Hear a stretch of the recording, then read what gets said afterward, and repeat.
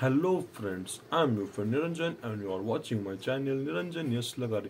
तर मित्रांनो, आता विषय असा झालाय की बिग बॉसच्या घरामधली सगळी सूत्र बदललेली आहेत. त्यामुळे आता करायचं काय असा सगळ्याच कंटेस्टंटकडे प्रश्न पडलेला आहे. तर मित्रांनो, मागे मी सांगितलेलं बेस्ट 5 मध्ये जी नावं असतील ती आता चेंज होण्याची पुरेपूर शक्यता आहे. आणि हे 4 खेळाडू असे आहेत की जे बाहेर तर खूप धिंगाणा घातलेला आहे, पण बिग बॉसच्या घरामध्ये अजिबात गेम दाखवत नाही आहेत. ही त्यांची कुठली स्ट्रॅटर्जी आहे की ते नॉमिनेशनची वाट बघाल्यात, हे काय विषय आहे आपल्याला सुद्धा माहीत नाही आहे. पुढे आपल्याला समजेल. पण कोण आहेत हे 4 लोक जी गेम दाखवत नाही आहेत आणि त्याचं कारण काय असेल ते आज आपण बघणार आहे आजच्या व्हिडिओमध्ये. खरं तर बिग बॉसचे व्हिडिओ मला पुढं करायला वेळ मिळत नव्हता. मी बनवण्याचं थोडं स्किप करणार होतो, पण तरी सुद्धा म्हणलं थोडंसं तुम्हाला शेअर करूयाच. तर मित्रांनो, हे पहिलं नाव आहे जे बिग बॉसच्या घरामध्ये आहे, फेमस आहे, पण अजिबात गेम दाखवत नाही आहे. ते म्हणजे आपल्या सर्वांचा लाडका सूरज. तर मित्रांनो, तुम्ही सुद्धा ऐकलं असेल की भाऊच्या धक्क्यामध्ये रितेश भाऊंनी त्याला सांगितलं की सूरज, तू स्टँड घेतला नाहीस, फक्त बोलून दाखवलंस. आणि त्यावेळी सूरजच्या चेहऱ्यावरचे रिॲक्शन तुम्ही पाहिले असतील तर तो थोडासा चिडलेला दिसला. चिडणं स्वाभाविक होतं, कारण याच्यात त्याच्याशी जास्त कोणी बोललं नसेल. पण हे बिग बॉसचं घर आहे मित्रांनो, इथे लहान मोठं आणि मान अपमान काही नसतो. जे चुकीचं आहे ते चुकीचं आहे. सूरजने बोलण्याचं काम केलेलं, पण त्याने गेम दाखवला नाही. जो स्टँड अंकिताने घेतला किंवा जो स्टँड इतर लोकांनी घेतला, त्यावेळी सूरजने सुद्धा as a contestant, as a human being जाऊन आर्याला थोडं समजवून मी सुद्धा अपेक्षित केलेलं. कारण मनाला लागणारा सच्चा मेंबर म्हणजे एकच सूरज, आणि तो तो आर्याला कन्व्हिन्स करेल असं मला सुद्धा वाटलेलं, पण त्यांनी गेम दाखवला नाही. मग जर असंच चालू राहिलं तर बिग बॉसमध्ये फायनल 5 मध्ये जाण्यासाठी थोडेसे अडथळे येऊ शकतात. पण सूरज गेम का दाखवत नाही आहे याचे कारण अजून समजलेलं नाही आहे. जर मला एकदा कारण समजलं तर नक्की तुम्हाला मी शेअर करेन. तर मित्रांनो, दुसरं नाव असं आहे की जे बिग बॉसच्या घरामध्ये आहे, फेमस आहे, फॅन भरपूर आहेत त्याचे, आणि त्यांचे काही व्हिडिओ मी सुद्धा बघायचो आणि त्याच कंडिशनला पाहण्यासाठी, त्यांची कॉमेडी बघण्यासाठी मी इथं आलेलो, पण त्यांनी अजिबात कॉमेडी दाखवलेली नाही आहे. काय गेम खेळाल्यात मला समजलेलं नाही, त्यांना तरी समजलं असेल अशी मी आशा करतो. तर ते आहेत आपले डीपी दादा. तर डीपी दादा जे बाहेर कॉमेडी करतात तीच कॉमेडी घरामध्ये मी अपेक्षित केलेली.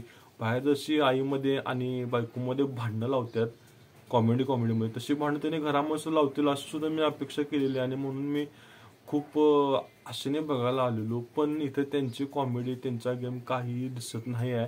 थोडासा स्टँड इकडे तिकडे सोडलं, त्यांचं काहीच आउटपुट नाही आहे. मग असा विषय आहे का की तुम्ही डीपी दादांचे जे प्रसंग आहेत किंवा जे तिथे घडलेले क्षण आहेत ते तुम्ही ट्रिम करून किंवा कट करून दाखवत आहात का आमच्यापर्यंत? कारण बाहेर जो माणूस एवढा कॉमेडी करतोय तो घरामध्ये शांत कसा, हा प्रश्न मला जसा पडलाय तसं सगळ्यांनाच पडलेला आहे. त्यामुळे डीपी भाऊंचा विषय काय झालाय, डीपी दादाचा विषय काय झालाय, तो आपला अजून समजलेला नाही आहे. पण त्यांची जरा मला शंकास्पद वाटते की ते गेम तर एकतर लपवालेत किंवा त्यांनी गेम राखून ठेवलाय पुढे एकदम मोठा स्फोट करण्यासाठी.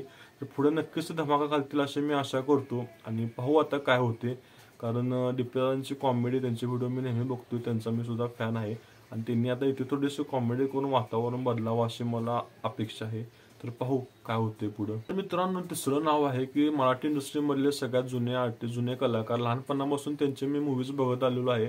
आणि लहानपणी एक प्रकारचं म्हणजे असं असायचं की बाबा हा, ह्या हिरोईनचे पिक्चर म्हणजे बघायलाच पाहिजे, एक नंबर. सगळे त्यावेळची क्वीन तर त्या आहेत वर्षा उसगावकर यांचे. तर ह्यांनी सुद्धा गेम दाखवत नाहीत. ह्यांनी आर्याला मदत केली, म्हणजे आर्याला सांत्वन केलं.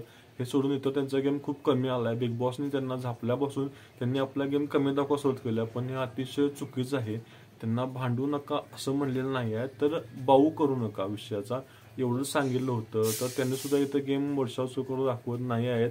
तर त्यांच्याकडून सुद्धा भरपूर अपेक्षा आहेत की त्या एक खास्ट सासू जी त्यांना पदवी मिळाली त्याप्रमाणे घरामध्ये राहतील, घरामध्ये वर्चस्व निर्माण करतील अशी अपेक्षा मला होती आणि अजूनही आहे. सो पाहू त्या ह्याच्यामध्ये काय बदल करत आहात, काय करतील काय, आणि केला तर बेस्टच आहे, नाहीतर मग यांचं सुद्धा बिग बॉसच्या घरामध्ये राहणं अवघड होऊन जाणार आहे. तर मित्रांनो, चौथं जे नाव आहे की जे घरामध्ये राहून गेम दाखवत नाही आहे ते म्हणजे वैभव. वैभव अरबाजच्या बोटावर नाचतोय हे सगळं खरं आहे. आणि तो असं का करतोय याचं अजिबात समजत नाही. जर आपण सोशल मीडियावरती कमेंट्स बघितल्या तर वैभवबद्दल अतिशय निगेटिव्ह कमेंट्स आलेले आहेत आणि तरीसुद्धा तो एलिमिनेट कसा झालेला नाही आहे हा मला लय मोठा प्रश्न पडलाय. तर नक्की काय झाले काय नाही ते आपण काय सांगू शकत नाही. वैभवचे फॅन फॉलोइंग आहे मी मान्य करतोय, त्याची पर्सनॅलिटी आहे हे पण मान्य आहे, पण त्याचा गेम बघता इरेनाचा गेम स्ट्रॉंग वाटत होता मला, कारण वैभवचा गेम अजिबात नाही. लास्ट डेला त्याने इरेनासाठी स्टँड घेतला, ते सोडलं तर त्याचा मला गेम काहीच दिसलेला नाही.